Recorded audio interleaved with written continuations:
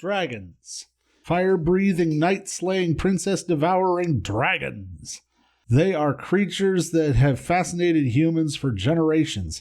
But what if dragons were real? Well, in today's thought experiment, we will tackle the king of magical beasts and slay the mythic dragon. First of all, dragons are one of the oldest monsters in recorded history. Winged serpents like Apep from the ancient Egyptians and the composite creatures like Tiamat are some of the oldest dragons in history, dating all the way back to the 15th century BC. Dragon myth was likely started by our cultural fear of crocodiles and snakes, very real threats to ancient man, and the uninformed discoveries of dinosaur bones. If you found fossils of dinosaurs without knowing what they were, it would be easy to imagine them as monsters. Dragons are usually composite creatures and are made up of all the things that scare us. The goring horns of bulls, the snarling mouths of cats, the rearing necks of snakes, the clutching talons of eagles, and the crocodilian reptilian coldness. Snakes, in particular, feature heavy in dragon lore, from the great worm Nidhogg of Norse mythology to the rainbow serpent of the Aborigines, and from Apep to Quetzalcoatl. There is a theory that serpents feature so prominently in human cultures all over the world because of a deep-seated fear in the reptilian part of our brain, triggering memories of when our ape ancestors were preyed upon by snakes, and a healthy fear of them kept mankind alive. Dragon myths spread along the trade routes throughout Asia and Europe. Initially, dating back to Tiamat, dragons were seen as water monsters, and in many Asian cultures they still are. But in Europe, the rise of Christianity associated the dragon inexorably with fire. Dragons, horned and winged, claws and tails, became synonymous with the devil, and the fiery mouth of the dragon became a literal gateway to hell. Dragons terrorized medieval stories and tales and left their mark on fantasy forever. Of all the mythical creatures, dragons are by far the most popular, and likely always will be. In Europe, dragons took on two major forms.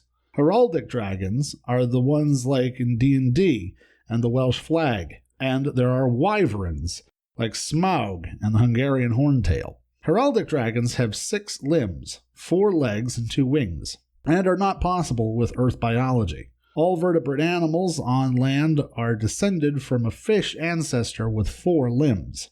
That's not to say a hexapod couldn't exist, they just don't exist on Earth. So our science dragon will need to be a wyvern, with the front legs modified into wings. But what if they were not just a creature of myth and legend, but real creatures? Well, firstly, we need to talk about the elephant in the room. Dragons are very unlikely beasts. For one thing, dragons are huge in a lot of stories and properties. And Calagon the Black of Tolkien's Middle-earth, for example, was said to be so large that when he fell, he crushed the mountains under him. Well, a creature that large simply would never be able to fly. Their body would just be too heavy to ever get off the ground. And actually, if Calagon was really that big, he would crush himself under the weight of his own bulk. That's not to say that dragons couldn't be large, though, because we know about another flying reptile that would gladly eat a child if it came across one. Quetzalcoatlus northropi was one of the largest, if not the largest, flying creatures of all time. This late Cretaceous giant stood 16 feet tall, weighed 550 pounds, and had a wingspan of 33 to 36 feet. Giant pterosaurs, like the Quetzalcoatlus, are not far from being the largest it's possible to be and still be able to fly. So our dragons will need to be a fairly similar size. As it turns out, there are some dragons that would fit the bill for this very nicely for our comparison. Dragonborn! Scaling the Skyrim dragons to match the Quetzalcoatlus, our dragons would have a wingspan of 40 feet and would be a respectable 30 feet long. Given these dimensions, our dragon would need to weigh about 660 pounds and would be an absolute terror.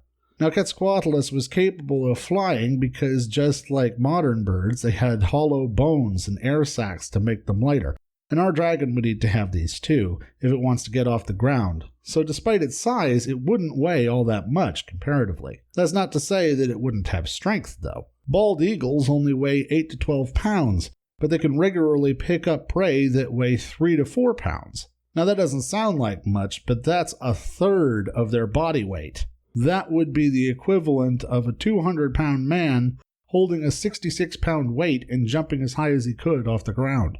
Proportional to its wingspan and its weight, our dragon would be able to carry between 166 and 219 pounds, which means our science dragon would have no difficulty carrying a 114-pound Khaleesi on its back to burninate the countryside. It would also be more than capable of stealing sheep and even carrying off most adults, so you better watch out, especially since our dragon would have the same tendon-driven iron grip of an eagle, and bald eagles can exert 1,000 psi of crushing pressure with their taloned feet.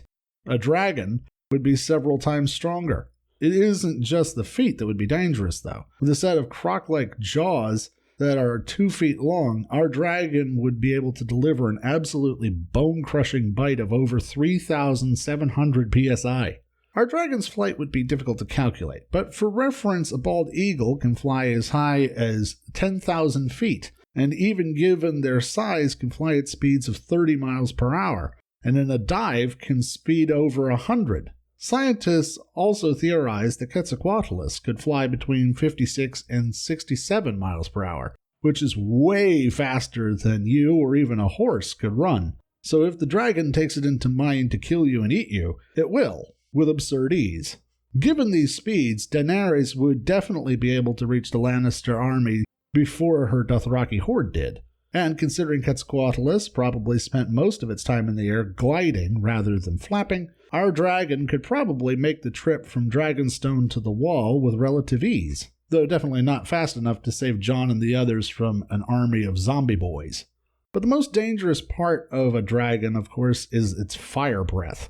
No real animal can breathe fire, though the bombardier beetle can spew caustic chemicals that come out at a scalding temperature that makes for a nasty defense.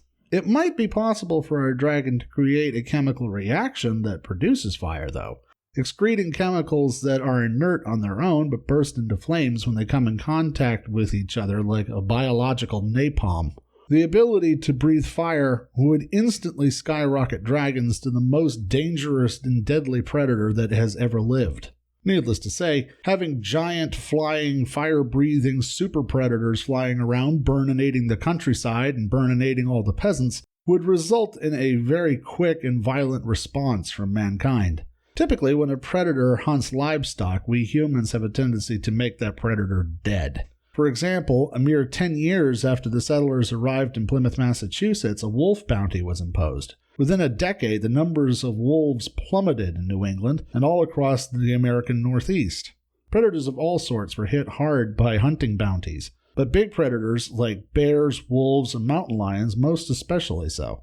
The impact of this is still being felt today, and while it might be nice to imagine a Pern-like world where humans ride dragons into battle and have wild night fury adventures with their best buddies, the plain fact is that if dragons existed, we humans would hunt them down and swiftly eradicate them. They are too dangerous to be left alive, and training your dragon would be much harder than just putting your hand on its nose. To slay a dragon, the best bet would be to lure it into a trap where its flying would not be plausible.